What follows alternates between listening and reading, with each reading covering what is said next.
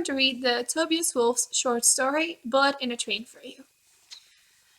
Anders couldn't get to the bank until just before it closed. So, of course, the line was endless and he got stuck between two women whose loud, stupid conversation put him in a murderous temper. He was never in the best of tempers anyway. Anders, a book critic known for the wary, elegant savagery with which he dispatched almost everything he reviewed.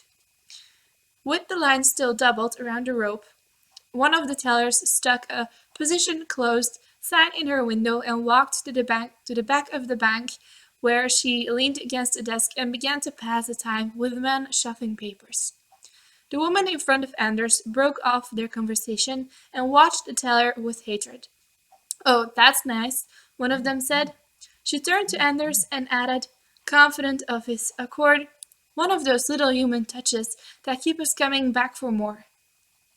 Anders had conceived his own towering hatred of the teller, but he immediately turned it on the presumptuous crybaby in front of him.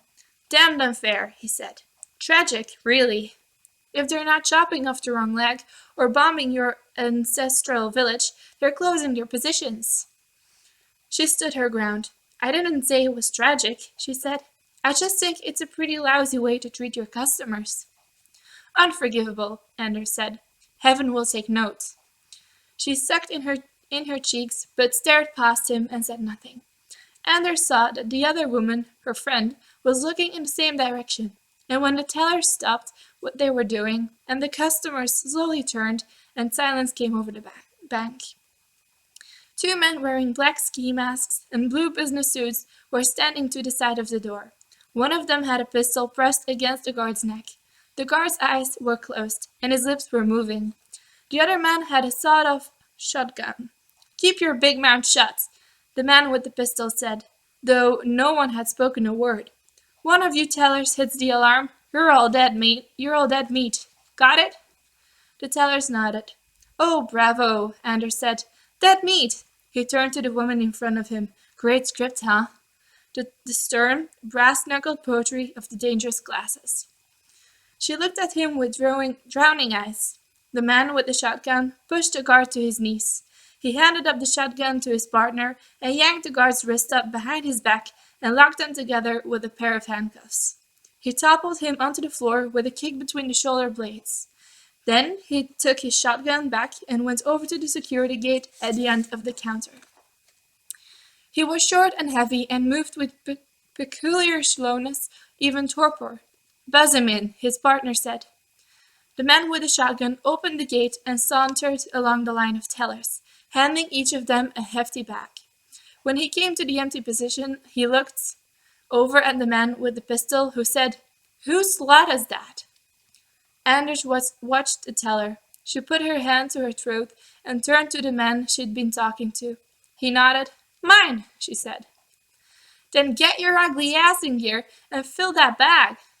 "There you go," Anders said to the woman in front of him. "Justice is done. Hey, bright boy, did I tell you talk?" "No," Anders said. "Then shut your trap."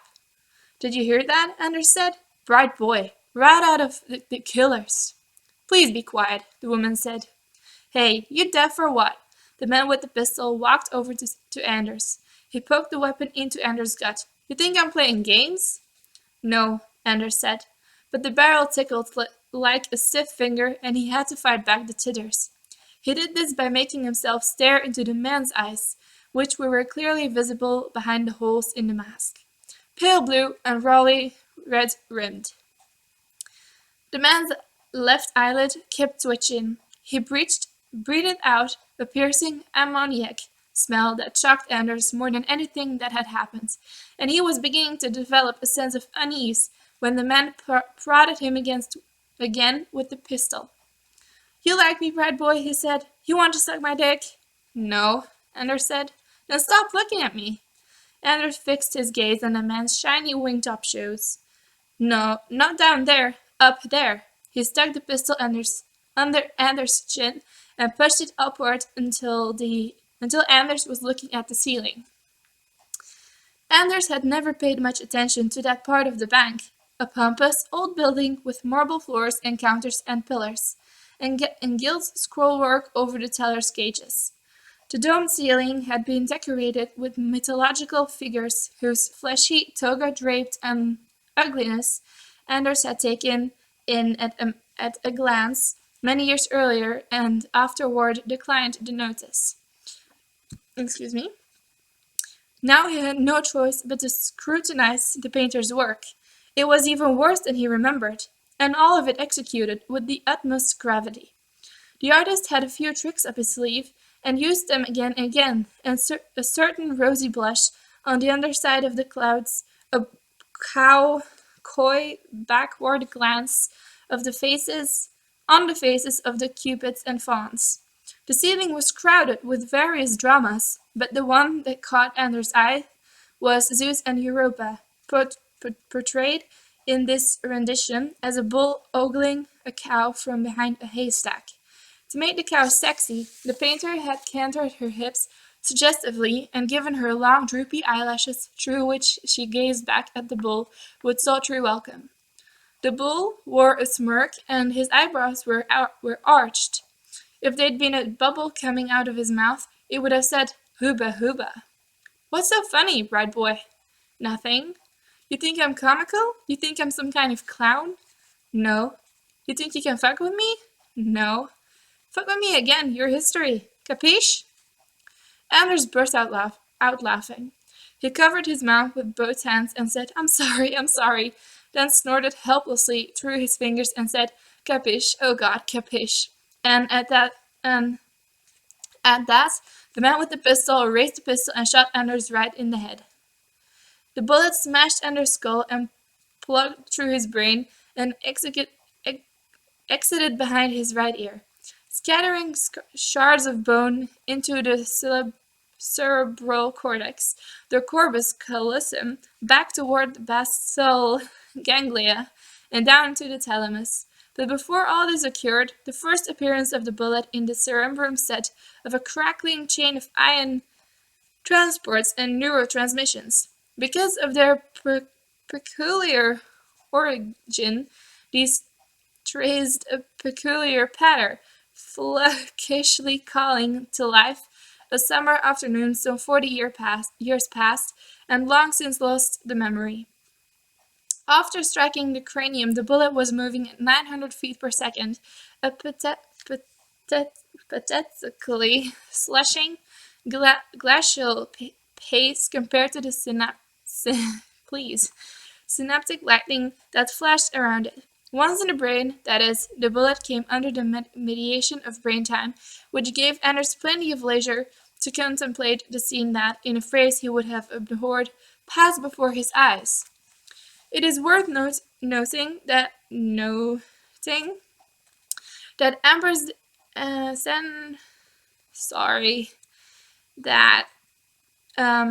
Ambrose did not remember, given what he did remember. He did not remember his first lover, Sherry, or what he had most madly loved about her before it came to irritate him. Her unembarrassed carnality, and especially the cordial way she had with his unit, which she called Mr. Mole, as in, "Uh-oh, looks Mr. Mole wants to play," and "Let's hide, Mr. Mole." Anders did not remember his wife, whom he had also loved before she exhausted him with her predictability, or his daughter, now a sullen professor of economics at Dartmouth. He did not remember standing just outside his daughter's door as she lectured her bear about his naughtiness and described the truly appalling punishments Pa's would receive unless he changed his ways.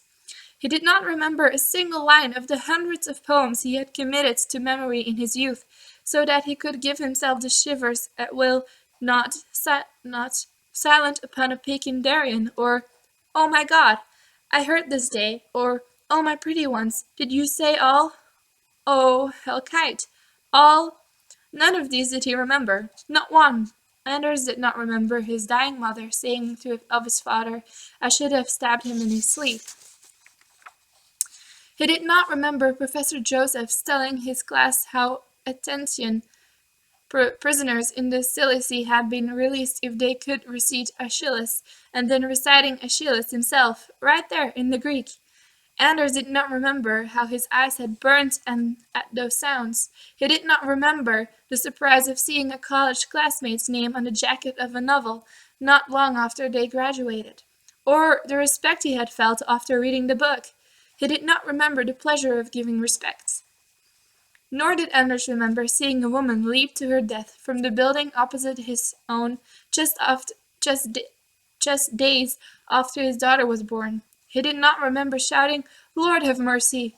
He did not remember deliberately crashing his father's car into a tree, or having his ribs kicked in by 3 policemen at an anti-war rally, or waking himself up with laughter.